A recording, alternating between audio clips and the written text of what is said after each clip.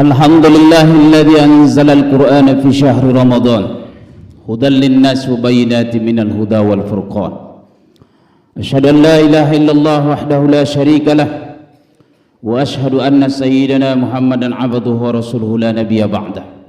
Allahumma salli wa sallim wa barik ala sayyidina wa habibina wa syafi'ina wa maulana Muhammad. Salli wa sallim radhiyallahu ta'ala an kulli sahabati rasulillahi ajma'in. Amma ba'du. Fa ya ayyuhal hadirun al-kiram, usikum wa nafsi bitaqwallah. Ittaqullaha haqqa tuqatih wa la tamutunna illa wa antum muslimun. Faqala Allah ta'ala fi kitabihil karim, a'udzu billahi minasy syaithanir rajim.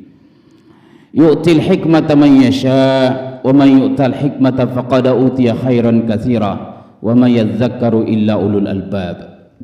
Wa qala an-nabiy sallallahu alaihi wasallam, kam min sha'imin laisa lahul jazaa' illa al-ju' wal 'atash. Shadaqallahul 'azim wa shadaqa rasuluhun nabiyul karim wa nahnu ala dzalika minasy syahidin wasyakirin walhamdulillahi rabbil alamin. Hadirin jamaah salat Jumat yang mulia, senantiasa kita berjuang sungguh-sungguh kiranya bertambah ketakwaan kita dalam setiap kesempatan, bertambah ketawaduan kita atas segala pencapaian, bertambah kesyukuran kita atas segala nikmat yang didapatkan, dan bertambah kesabaran kita atas segala musibah yang ditimpakan. Salawat beriring salam semoga senantiasa dilimpahkan keharibaan junjungan kita yang mulia, Habibana wa Maulana Muhammad. Allahumma salli wa sallim wa barik alaihi. Intisari khutbah yang singkat ini khatib tuliskan di selembar buletin, semua ada adabnya. Ayat dan hadisnya sudah terkandung di dalam, kiranya bisa dibaca ulang, ditelaah, lalu kita ajarkan pada anak-anak dan keluarga kita. Hadirin jamaah salat Jumat yang mulia, ada 4 hal, ada 4 aspek yang harus kita pahami, kita kuasai agar ibadah kita kepada Allah itu bermakna. Bukan hanya ibadah puasa, sholat, zakat, haji, dan semuanya itu perlu kita minimal 4 hal ini agar bermakna ibadah kita, sehingga ia bisa memberikan dampak yang baik bagi perubahan perilaku kehidupan kita dan untuk masa kehidupan kita yang masa akan datang. Dan keempat hal ini saling berkait satu sama lain, yang intinya adalah membuat apa yang kita lakukan terasa makna dan artinya bagi kehidupan. Yang pertama adalah ilmu. Semua ada ilmunya. Semua ada ilmunya. Semua pekerjaan, semua amal ibadah yang kita lakukan itu ada ilmunya, ada tuntunannya. Supaya apa? Ilmu menghantarkan kita agar benar melakukan sesuatu. Dalam beribadah kepada Allah, solat ada ilmunya, puasa ada ilmunya, zakat ada ilmunya, haji ada ilmunya. Jangan beribadah kita kalau tidak ada ilmunya, karena ibadah yang tidak didasarkan pada ilmu, dia akan tertolak dan dia akan salah. Disinilah kita pentingnya belajar, dan Ramadan ini menjadi momentum yang sangat baik bagi kita untuk belajar lagi, membaca.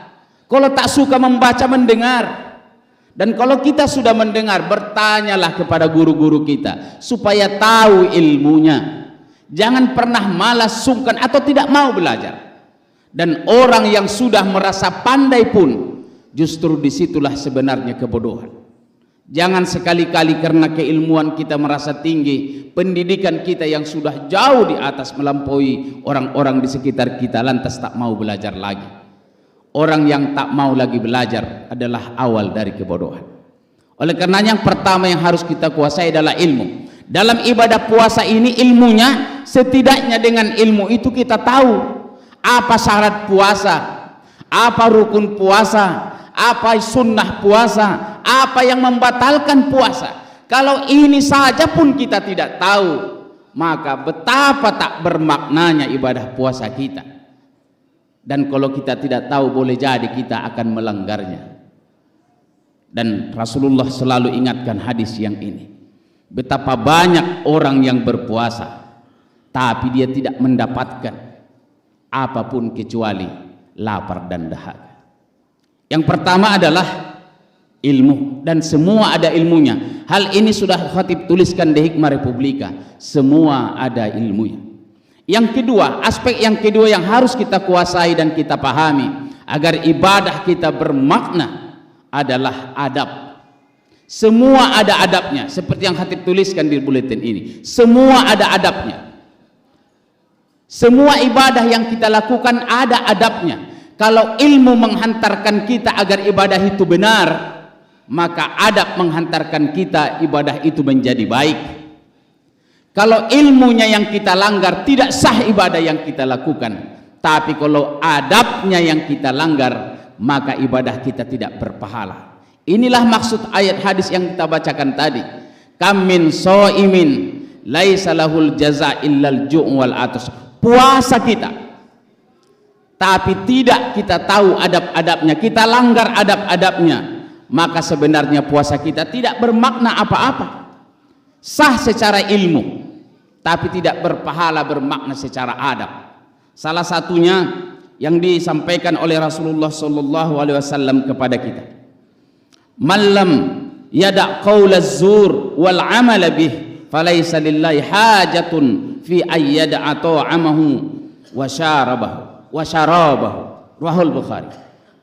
Siapa saja yang tidak meninggalkan perkataan dusta dan segala kegiatan apapun yang berkaitan dengannya, maka Allah tidak membutuhkan apapun dari apa yang ia tinggalkan dari makanan maupun minuman. Itu artinya apa? Sah puasa kita, sah solat kita, sah zakat kita, sah haji kita, tapi tidak bermakna apa-apa, tidak ada pahalanya. Kenapa? Karena adabnya yang kita tinggalkan. Dalam keilmuan Islam, adab itu mendahului ilmu. Al-adabu qabla ilmi. Begitu pentingnya, dan ini jugalah yang diajarkan para orang tua kita dahulu. Adab itu menjadi utama, dan tujuan pendidikan Islam itu selain memang ilmu, tapi yang paling utama adalah adab, karena adab menjadikan orang menjadi orang-orang baik. Yang ketiga, apa yang harus kita kuasai agar ibadah yang kita lakukan itu bermakna? Setelah yang pertama ilmu, yang kedua itu adalah adab, yang ketiga yang harus kita ketahui adalah tujuan. Tujuan, maksud. Semua yang kita lakukan mesti tahu kita apa tujuannya.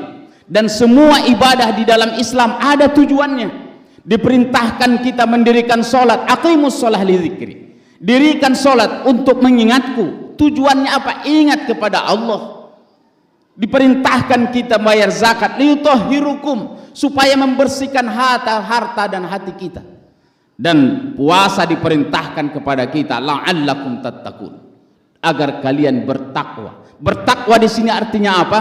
Bersih hati dan pikiran, lalu menjalankan perintah Allah dan meninggalkan larangannya. Dan itulah orang-orang yang bertakwa. Kalau kita beramal dan kita tidak tahu apa tujuannya, maka tidak bermakna sebenarnya yang kita lakukan. Kita tidak tahu untuk apa kita lakukan. Dan semua ya, amal ibadah di dalam agama Islam itu ada tujuannya. Selain ada ilmunya, ada adabnya dan ada tujuannya. Tujuan inilah target yang akan kita capai dari suatu ibadah. Pendidikan Islam juga sama. Seluruh kurikulum yang kita ajarkan di sekolah ada tujuannya. Dan kalau kita sebutkan tujuannya, beriman, bertakwa, dan menjadi orang yang soleh, orang yang baik, berakhlak karimah. Itulah tujuan. Dan yang keempat, apa yang harus kita kuasai agar ibadah kita bermakna di hadapan Allah Subhanahu wa Ta'ala adalah harus tahu kita apa hikmahnya. Yang pertama adalah ilmunya, semua ada ilmunya. Yang kedua, semua ada adabnya. Yang ketiga, semua ada tujuannya. Yang keempat adalah semua ada hikmahnya. Khatib bacakan tadi satu ayat dalam Al-Quran surah Al-Baqarah 169. Yu'til hikmata man yasha wa man yu'tal hikmata faqad utiya khairan katsira. Allah berikan hikmah, banyak pengertian dari hikmah, tapi salah satunya adalah kesanggupan, kemampuan kita menggali rahasia yang terkandung dalam setiap perbuatan yang kita lakukan. Salat ada hikmahnya, zakat ada hikmahnya, puasa ada hikmahnya, haji ada hikmahnya, semua yang kita lakukan ada hikmahnya. ada rahasia yang terkandung di dalamnya yang itu dirasakan berbeda dari setiap orang. Untuk yang hikmah ini tidak sama pada setiap orang, karena ia sangat tergantung kepada ilmu yang dimiliki, adab yang dikuasai, dan tujuan yang dipahami. Dan orang ini kalau dia sudah mendapatkan hikmahnya, maka dia merasakan kenikmatan yang sangat tinggi ketika menjalankan ibadah kepada Allah Subhanahu wa taala. Kita sama-sama lapar siang ini. Kita juga tahu ilmunya, tapi hikmah yang kita dapatkan berbeda-beda sesuai dengan keluasan dan kebersihan kebeningan hati kita menerima perintah ibadah puasa ini. Tapi setidaknya kalau kita dapat hikmahnya, kita bisa dapat sebutkan dengan puasa ini serasa semakin dekat dengan Allah Subhanahu wa taala. Rasanya Allah sedemikian dekat kepada kita sehingga tatkala manusia tidak ada pun kita tidak akan makan dan tidak minum, padahal ada kesempatan.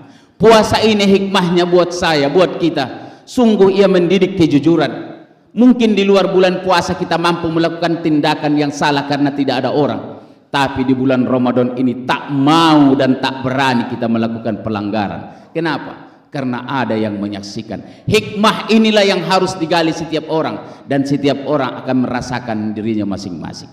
Sebagai kesimpulan dari khutbah yang singkat ini, saudaraku kaum muslimin, dengan ibadah puasa ini dan ibadah yang kita lakukan, ini bukan tujuan. Puasa ini bukan tujuan. Kalau kita sholat itu bukan tujuannya. Kalau kita bayar zakat, infak, apalagi di bulan Ramadan, bukan itu tujuannya. Kalau kita menunaikan haji sampai ke Makkah pulang dengan gelar haji, bukan itu tujuannya. Semua tujuan ibadah dalam agama ini adalah taqarrub ilallah, mendekatkan diri kepada Allah Subhanahu wa taala. Jangan sampai ibadah kita sedemikian banyak dan luas kita lakukan, tapi justru kita semakin menjauh dari Allah, apalagi menyombongkan diri di hadapan manusia.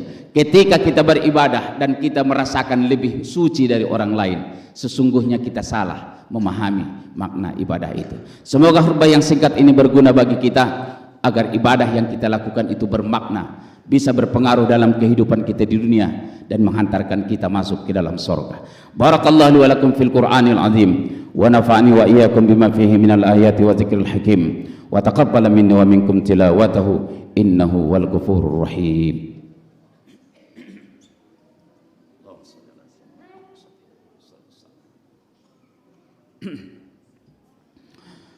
Alhamdulillahilladzi an'ama 'alaina bi ni'matil iman wal islam. Asyhadu an la ilaha illallah wahdahu la syarika lah, wa asyhadu anna sayyidana Muhammadan 'abduhu wa rasuluhu la nabiyya ba'dah. Allahumma salli wa sallim wa barik ala sayyidina wa habibina wa syafi'ina wa maulana Muhammad, wa salli wa sallim radhiyallahu ta'ala an kulli sahabati rasulillahi ajma'in. Amma ba'du, fa ya ayyuhal hadirun al-kiram, usikum wa nafsi bittaqwallah, ittaqullaha haqqa tuqatih wa la tamutunna illa wa antum muslimun. Faqala Allah ta'ala: Inna Allah wa malaikatahu yusalluna 'alan nabi ya ayyuhalladzina amanu sallu 'alaihi wa sallimu taslima. Allahumma salli 'ala Muhammad wa 'ala ali Muhammad kama sallaita 'ala Ibrahim wa 'ala ali Ibrahim, wa barik 'ala Muhammad wa 'ala ali Muhammad kama barakta 'ala Ibrahim wa 'ala ali Ibrahim fil 'alamin innaka Hamidum Majid. Amin ya Allah ya rabbal alamin. Allahumma ighfir lil mu'minina wal mu'minat wal muslimina wal muslimat al ahya'i minhum wal amwat innaka sami'un qaribun mujibud da'wat wa ya qadiyal hajat. Allahumma rabbana taqabbal minna salatana wa siyamana wa qiyamana wa qu'udana wa tadarru'ana wa takhasyu'ana wa ta'abbudana wa tammim taqsirana ya Allah ya rabbal alamin. Rabbana atina fid dunya hasanah wa fil akhirati hasanah wa qina adzaban nar walhamdulillahi rabbil alamin.